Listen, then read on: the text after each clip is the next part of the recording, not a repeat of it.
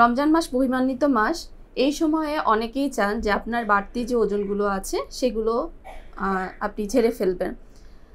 তো রোজার মাস এটা একটা ইবাদতের মাস, সেখানে আসলে ওজন কমানো মুখ্য বিষয় না, মুখ্য বিষয় হচ্ছে ইবাদত। কিন্তু আপনি চাইলে চেষ্টা করলে কিন্তু আপনি পারেন আপনার বাড়তি যে ওজন আছে সেটা ঝেড়ে ফেলতে।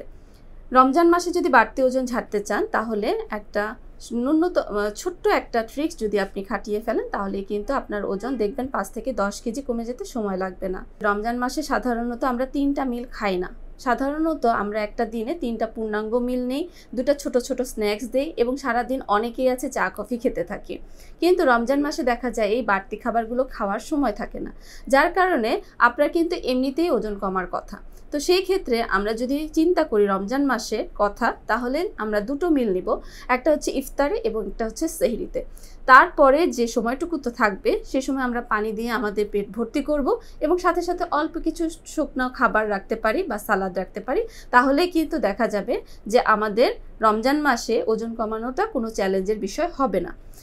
সেহরি এবং ইফতারে আমরা ভরপেট পরিমাণ খাবার না খেয়ে আমরা চেষ্টা করব প্রোটিন সমৃদ্ধ খাবার বেশি রাখতে, সালাদ আইটেম বেশি রাখতে, সবজি আইটেম বেশি রাখতে, সাথে অল্প পরিমাণে কমপ্লেক্স কার্বোহাইড্রেট যেমন লাল চালের ভাত, লাল চিরা, অথবা এখন অনেক ধরনের লাল আটা পাওয়া যায়, সেই লাল আটার তৈরিকৃত রুটি।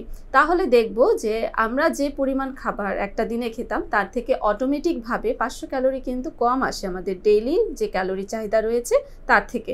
এভাবে যদি আমরা ফলো করতে থাকি তাহলে কিন্তু রোজার মাসে আমাদের ওজন এমনি কমে যাবে।